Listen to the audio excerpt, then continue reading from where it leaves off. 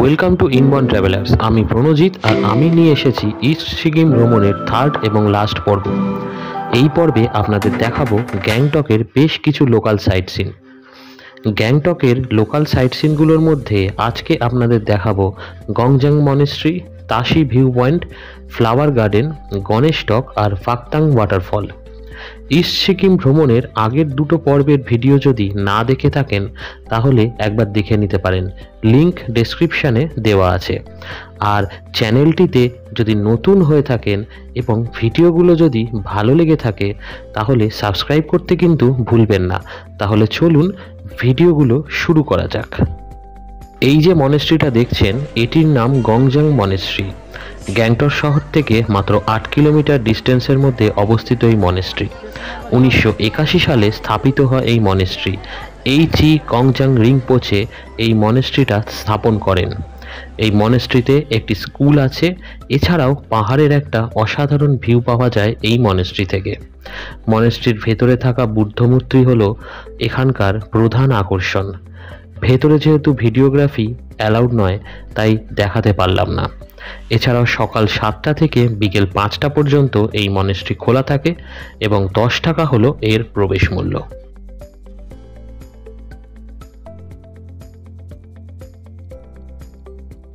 এই যে সিঁড়ি ভেঙে আমরা উঠছি এটি হলো তাশি ভিউ পয়েন্ট।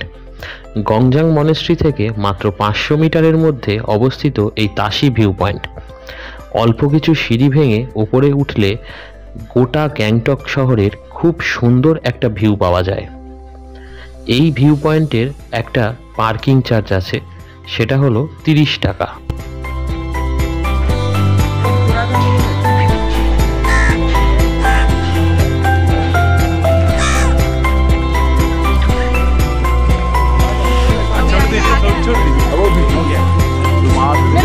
না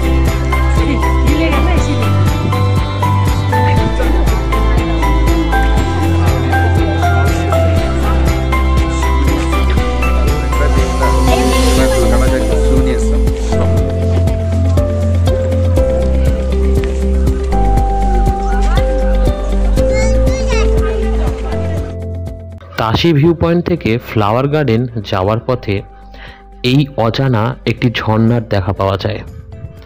আমরা যেই সময় গিয়েছিলাম তখন জল কম থাকায় ঝর্ণার সেই রূপটা দেখতে পাইনি, তবে পরিবেশ খুবই ভালো। আর ব্যক্তিগতভাবে আমার এই বুদ্ধিস্ট ফ্ল্যাগগুলো খুবই ভালো লাগে, তাই সব মিলে একটা অসাধারণ পরিবেশের সৃষ্টি হয়েছিল।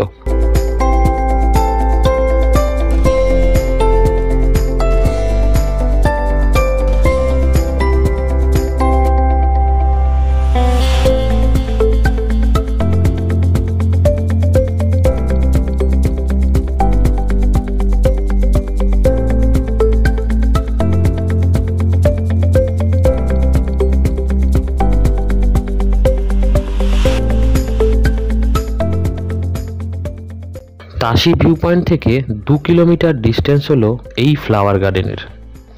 যারা ফুল ভালোবাসেন এবং বিভিন্ন ধরনের গাছ ভালোবাসেন তারা অবশ্যই এই জায়গাটি দেখবেন।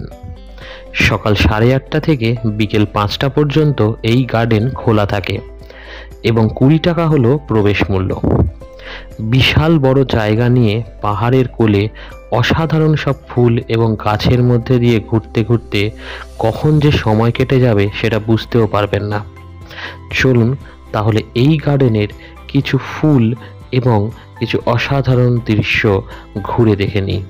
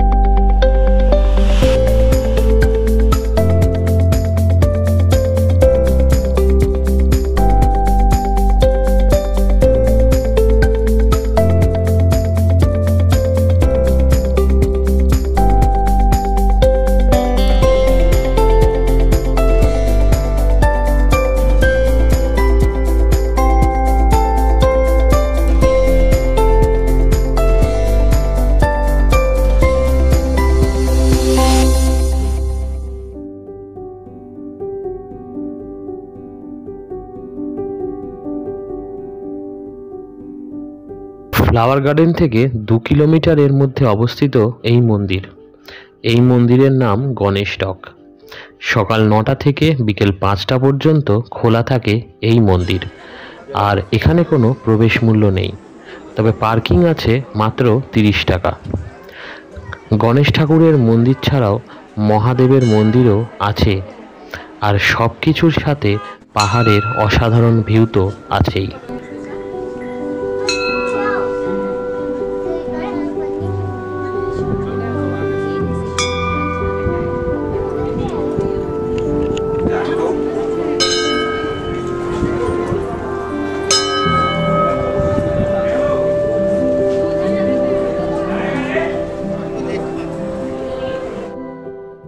গণেশ টক থেকে হোটেল ফেরার পথে আমরা এই ওয়াটারফলটা দেখেছিলাম।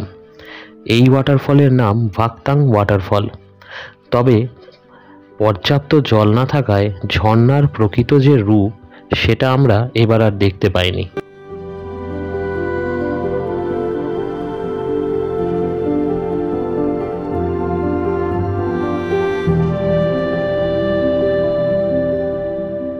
আমরা তখন হোটেল ফিরছি।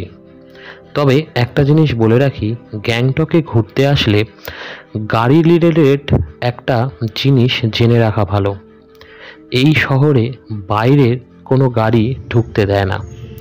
আপনি যে গাড়ি নিয়ে যাবেন সেই গাড়িকে শহরের বাইরে রাখতে হবে এবং শহরের ভেতরে এই লোকাল ট্যাক্সিগুলো করে চলতে হবে। মিনিমাম রেট 200 থেকে শুরু এর ভাড়াগুলো।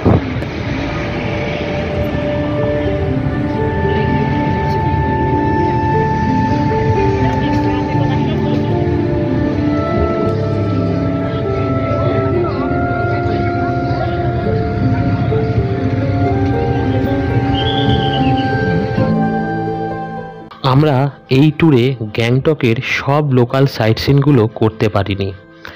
আমরা যা যা দেখালাম সেইগুলো ছাড়াও আরও বেশ কিছু সাইট সিন আছে, যেমন ropeway, Banjhakri falls, Namgyal institute, Rumtek monastery ইত্যাদি। এই সবগুলো আবার যখন আমরা গ্যাংটক যাব তখন আপনাদের ভালো করে ঘুরে দেখাবো। আর এই হলো গ্যাংটক শহরের প্রাণকেন্দ্র এমজি মার্গ। এইখানে জামা কাপড়, খাবার এছাড়াও আরও সব কিছুর অনেক দোকান আছে। এই এমজি মার্গের দিনের বেলার এক সৌন্দর্য আর রাতের বেলায় আবার অন্য রকম সৌন্দর্য। পাহাড়ের মধ্যে এই টাইপের জায়গা সময় কাটানোর জন্য খুবই আদর্শ। চলুন এমজি মার্গটা ভালো করে ঘুরে দেখে নিই।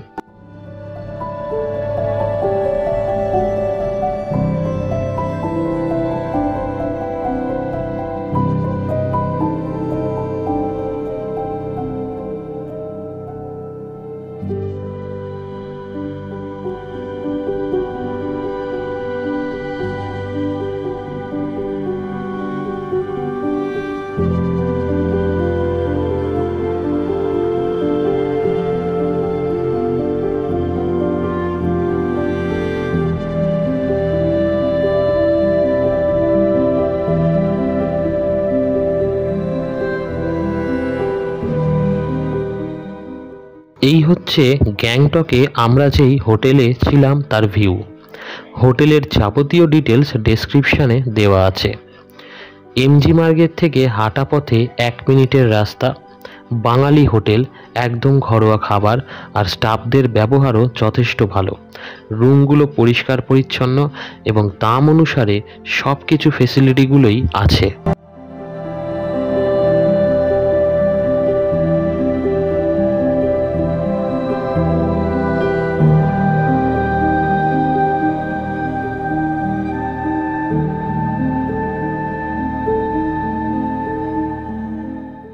পাহাড়কে বিদায় জানিয়ে এইবার বাড়ি ফেরার পালা, আর অপেক্ষায় থাকা আবার কবে যাব পাহাড়ে।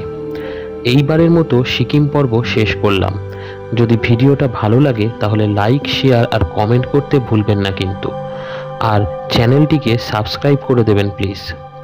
আমাদের সঙ্গে থাকুন, খুব তাড়াতাড়ি ফিরবো আরও অনেক অনেক জায়গার সব ভিডিও নিয়ে। সবাই সুস্থ থাকুন এবং ভালো থাকুন।